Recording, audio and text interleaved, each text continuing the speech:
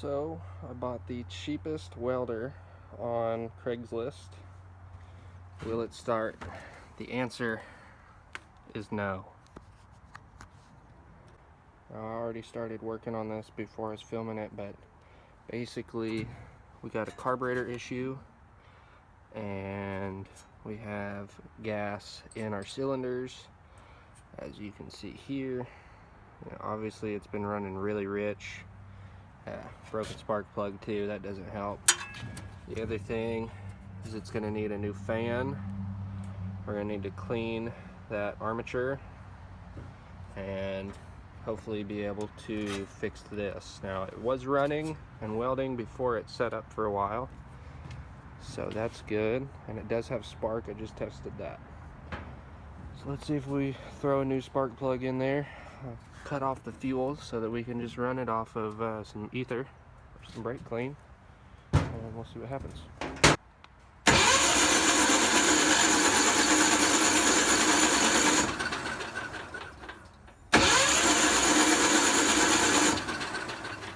Just a little bit flooded.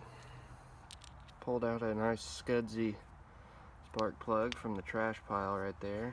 Good old home light providing for us. And so some things to consider while I'm putting these in. If you're looking at getting an old used welder, avoid anything with this Onan Performer garbage. The noisiest, most unreliable engine. Yeah, just stay away. Get something with a modern engine in it. You can't find parts for them. Can't find anyone to service them. They are just terrible on something that you want to be reliable. Now, if this is something for around your house, they're great. If this is something that you want to use to make money, avoid it like the plague.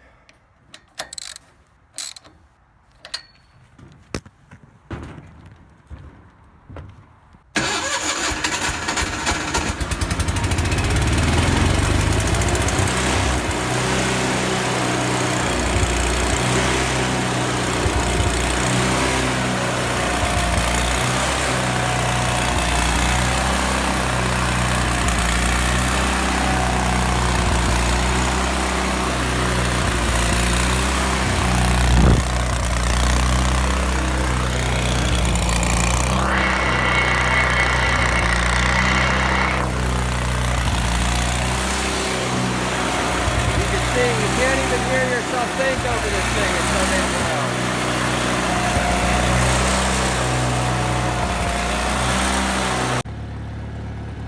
Alright, so 6 months of sitting up, not touching it, cleared out the flooded cylinder, put a new plug in it, she's good to go. So next we're gonna replace the fan, clean the armature, reset the brushes, and change the oil. Then we'll load test her. Alright, so we got the new fan on right there. That was actually not that bad to do. You just have to take apart. I took these out right here, and then there's two bolts right here that hold all of that in, and you just need to be able to push it back a little bit to snake that up in there and turn it on. You do have to take a screwdriver or something, and there's teeth right there for the flywheel, and I just locked that in there. That way I can really grab on that and pull it in. Don't be scared to use a little bit of force, but obviously this is plastic, so use your best judgment on that so you don't break it. And that is the same exact fan that they use on newer Lincoln Rangers. My brand new 305 has the same fan, so should be good to go. Just gonna put her back together. So one thing to note whenever you got a welder that sits up or you're buying a used welder is mud daubers. If you're in the south, I don't know about the north, but I know down here in Texas, mud daubers are the biggest problem for small engines, especially welders. They love to build in here, but they really, for whatever reason, like building on stupid shit that's gonna break everything. So that's one area. They'll also build up in there in the windings. Hell, they'll get up in your muffler and choke you up, blow up an engine real quick. But that is why this particular fan failed originally, Not only because this is like a 1985, 1995 machine, and it was just old, but when I got it, there was traces of mud dauber nest, and the fan was already cracked, so no surprise that it went out. The other thing, if you run it without all the shrouds and everything, and that hits it, because the tolerance is stupid close, and you got nails and everything. So that's another thing. Even pulling on a cable, if it's loose, can catch on that. But all in all, pretty easy repair.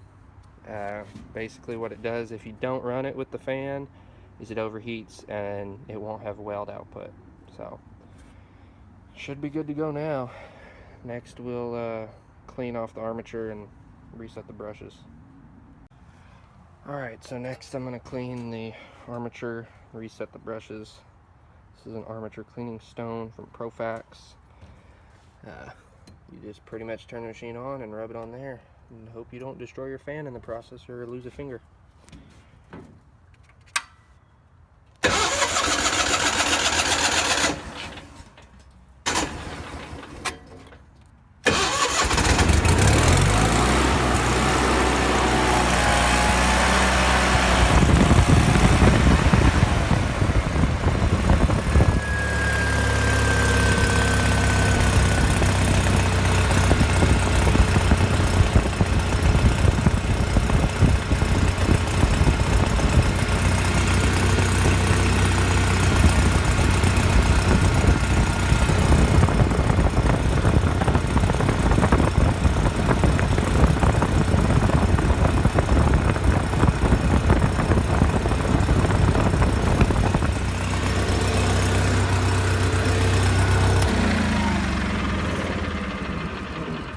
See, it gets off that little film. Surprisingly not too bad, or the film's just really hard on this. Yeah, it's probably gonna need hit a couple more times, but even that does look better than it did before.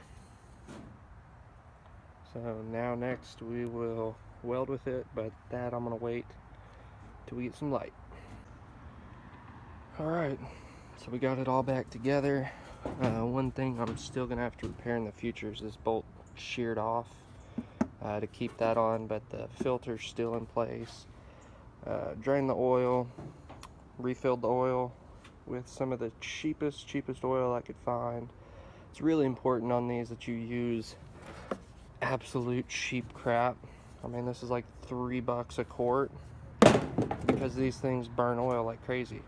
This machine has, let's see here, 384 hours on it, which I don't think that's right. I think that's been messed with, because there's some stuff on the inside that looks like someone's been inside this machine before me. So I have a feeling that's not right. But either way, even on a 300-hour Onan, they just absolutely burn through the oil. But we got our leads hooked up. Now we're going to load test it, clean the armature, so it should weld pretty good.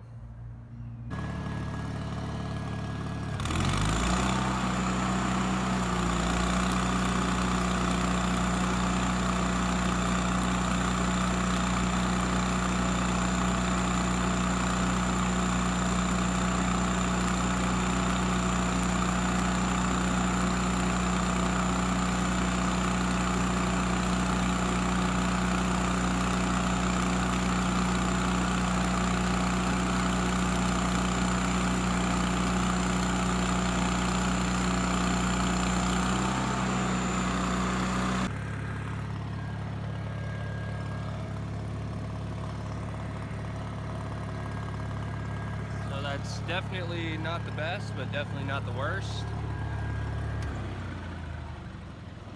That's just some old 7018 Excalibur that's been sitting out. Got it on 125. But yeah, I'm gonna call this a success. Resurrecting the old Lincoln Ranger 8. So, in case you're wondering, you can actually buy the cheapest welder on Craigslist, and yes, this was actually the cheapest 225 engine drive at the time when I bought it. So yeah, but that's a success. We got her welding better than she did. Got it actually running. So that's all.